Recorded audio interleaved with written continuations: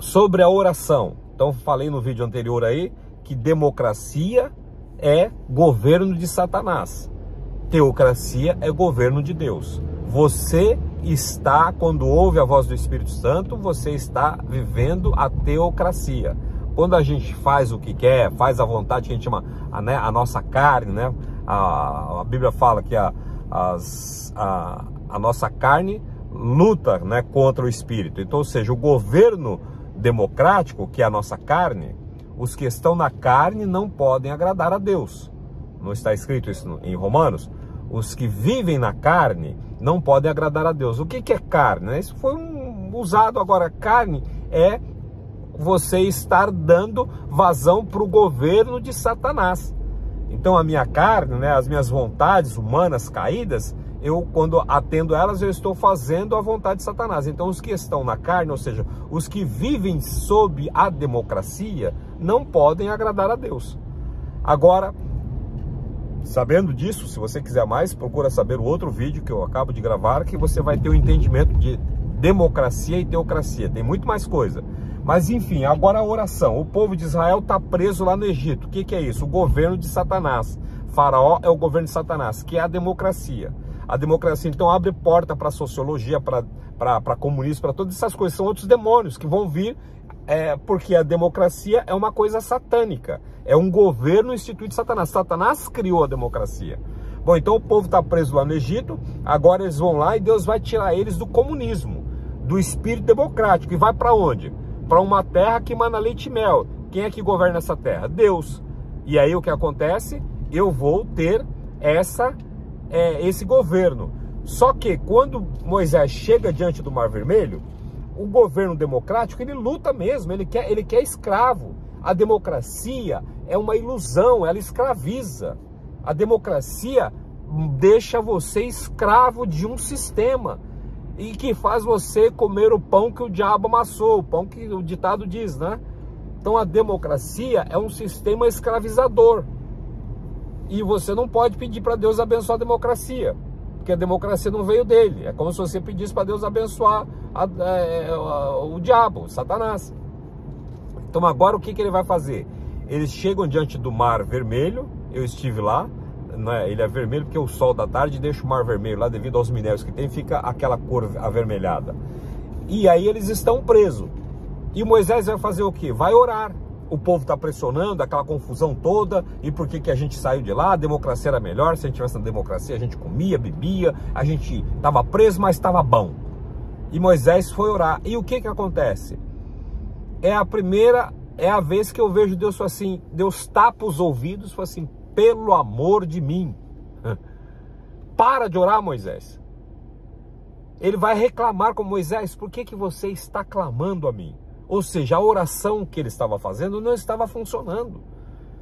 Então nós oramos, nós jejuamos aí pelo Brasil, né, tal. Ainda tem coisas que estão para acontecer, mas partindo desse princípio que as pessoas estão pensando, mas eu orei e jejuei. Agora, se orou certo, você sabe orar? Então Moisés naquele momento não estava sabendo orar. Deus falou com ele, Moisés, para de fazer essa oração. O que eu vejo? As pessoas estão fazendo oração que não deveriam fazer. A oração é uma arma. A oração é uma arma. E é uma arma poderosa. Lhe faço uma pergunta. Aqui na América é comum a gente ter arma aqui, né? Eu falo que as casas não tem cerca porque a cerca está na nossa mão. Cada casa que você vai, você encontra lá muitas armas.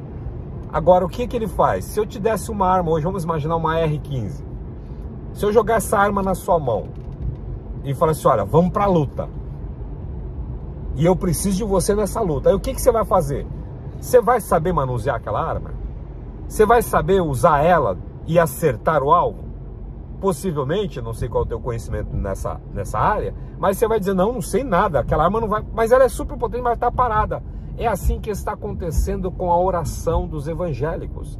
Assim que está acontecendo com essa oração, Senhor, meu Deus, meu Pai, abençoa, Senhor, ó Deus, tem de misericórdia, Senhor. Parece assim que eu tenho que ficar uma penitência na minha oração. Deus falou assim, de curar os enfermos. Aí eu falo, oh, Senhor, cura. Ele mandou você curar. Ele mandou, eis que lhe dou poder e autoridade. Estou aqui falando com vocês e estou dirigindo. As minhas mãos estão livres, né? O telefone está aqui. E e conversando. Agora, se um policial for parar o carro de alguém, ele faz o quê? Ele liga pro governador lá, fala: governador, tem um carro aqui, é para me parar, não sei. Ele falou: não, eu já te dei autoridade, vai e para. Vai e faz vocês que lhes dei poder e autoridade para pisar a cabeça da serpente, curar os enfermos, ressuscitar os mortos. Eu lhe dei autoridade. Agora eu vou lá e falo assim: Senhor, o Senhor me deu aqui diante de um demônio aqui, o que eu faço, Senhor? Né? Eu devo expulsá-lo? Né? Por que o Senhor não vem aqui e expulsa esse demônio? Deus falou assim: eu que te mandei você expulsar. Kenneth Hagin, que é uma pessoa que eu li muitos livros dele, uma vez ele conta que ele teve um encontro com Jesus, eles estavam conversando e de repente apareceu um macaco lá, e aquele macaco ficava pulando e atrapalhando a conversa deles. E ele, assim, olhando para Jesus, e aquele macaco não deixava Jesus falar, interrompia. Parece quando o pastor está falando, eu estou falando, e as pessoas começam a ter finiquito. Aí ele fala o seguinte: olha, ele, depois de ver tanto aquele macaquinho atrapalhando a conversa com Jesus, ele fala assim: Senhor, o senhor não está vendo que esse macaco está atrapalhando aqui a nossa conversa? Eu estou vendo, sim. Realmente ele está nos atrapalhando. Mas o senhor não vai fazer nada? Eu falei assim: eu não posso fazer nada. Como o senhor não pode fazer nada? Porque eu dei a você. Fala com você. Fala com ele, você usa a tua autoridade. Então eu falei assim: então é exato. Eu te dei poder e autoridade. Então você vai e faça. Não tem que ficar esperando por mim. Deus pode até fazer na sua infinita misericórdia, mas ele nos deu poder e autoridade. E agora, o que acontece? Nós não sabemos orar como convém. E eu preciso... a Bíblia fala assim: quando eu sou fraco, então eu sou forte. Ou seja, quando eu reconheço que eu não sei, então existe a possibilidade de eu aprender. Quando eu reconheço que eu não sei, aí eu me abro para aprender. Se eu não reconheço que a pessoa está... Se uma pessoa não reconhece que ela está doente, né, ela não vai ao médico. Agora, quando ela reconhece que ela está doente, então ela vai buscar ajuda ao médico ou no médico. E assim, o que a gente faz? Deus está dizendo: Moisés estava orando e ele mandou parar de orar. Por quê? Não estava funcionando. A Bíblia fala o seguinte: nós não sabemos orar como convém. Porque eu estou orando segundo os padrões humanos. Eu estou orando segundo a revelação humana. Aprenda que a oração, você não pode orar se não for por revelação. Você não pode profetizar. Então, uma coisa muito importante para você saber se a pessoa é boa de oração, você pergunta para ela quanto tempo ela já gastou lendo a Bíblia. Quanto que ela lê da Bíblia diariamente. Se ela não está lendo a Bíblia, me desculpa, ela não sabe orar, a oração dela não vai funcionar. Então você vai pegar uma R-15, uma arma muito potente, uma metralhadora, né? Um rifle muito potente, com precisão absoluta, mas você não sabe usar. Então a Bíblia está dizendo assim: olha, nós não sabemos orar como convém. Então ponto, opa, está dizendo assim, já tem um ponto, eu preciso... Aí Tiago vai falar o quê? Nós pedimos, oramos pedindo e pedimos o quê? Mal. Esses versículos precisam vir para mim fazer a minha avaliação. Você tem que aprender a fazer uma autoavaliação da sua vida cristã. Então, se você já não está lendo a Bíblia, você não sabe orar, me desculpa, a sua oração vai ser ladainha. Pelo menos você pega a Bíblia lá e vai orar a Bíblia. Fala: Senhor, o Salmo 23 está dizendo que o Senhor é meu pastor e nada me faltará, então eu me recuso a sofrer falta. Se você não estiver ciente de que você não sabe orar como convém, porque o Espírito intercede por nós com gemidos inexprimíveis, porque nós não sabemos orar como convém.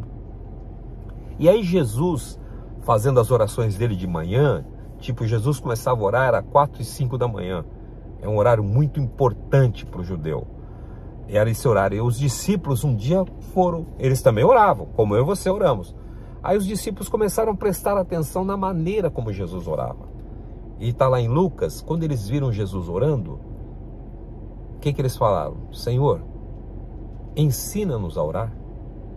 Ou seja, eles reconheceram que a oração que eles estavam fazendo não estava de acordo com o padrão de Cristo. E eu não vejo isso, eu vejo as pessoas conclamando: vamos orar, vamos orar, vamos orar. Mas e como que é orar? Eu dei uma arma poderosa na sua mão e o que você está fazendo? Está lá metralhando. Eu tenho dito assim, né? Existe o crente metralhadora, que ele pega uma metralhadora e sai e fala em línguas e sapateia. Não estou dizendo nada contra línguas e o sapatear, manifestações, mas o crente metralhadora. Aí você pergunta para mim, rapaz, orei a noite inteira. Tá aí o resultado? Bom, não sei, estou esperando no Senhor.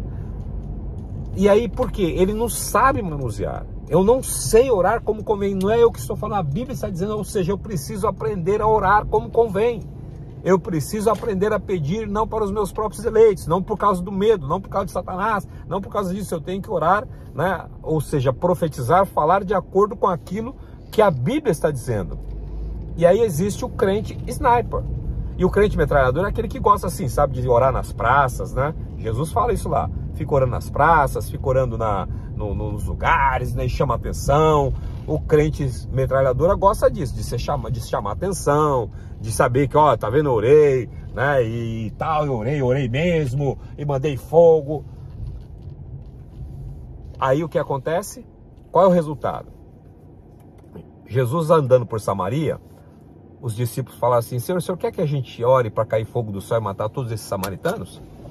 Olha que tipo de oração, oração de feitiçaria, oração que as pessoas estão aí pedindo para Deus pesar a mão. Não se esqueça que Deus ama a todos. Eu tenho que orar abençoar e não amaldiçoar. E deixa que Deus faça, porque quando eu abençoo, eu começo a neutralizar. E assim, a oração precisa ser aprendida e a orar por revelação. No próximo vídeo eu vou falar como orar por revelação. Reconheço primeiro, Senhor, eu não sei orar, então eu quero aprender. Porque aí o crente sniper é aquele que fica sozinho, é aquele que lê a Bíblia, é aquele que rumina a palavra de Deus. Pega a direção, o sniper é o franco atirador, né, que fala em português. Você pode ver, ele é sozinho, ele é solitário. Davi, o menino Davi, era um sniper.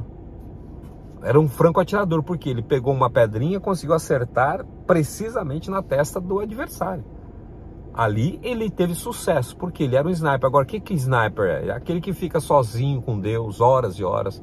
É aquele que, o sniper, né, ele está sempre num lugar alto. Ele procura um lugar mais alto. E quando ele atira, é certeiro. Então Deus está procurando pessoas que orem em espírito e em verdade. Deus está buscando adoradores que o sirvam, que orem em espírito e em verdade, e assim a gente vai conseguir.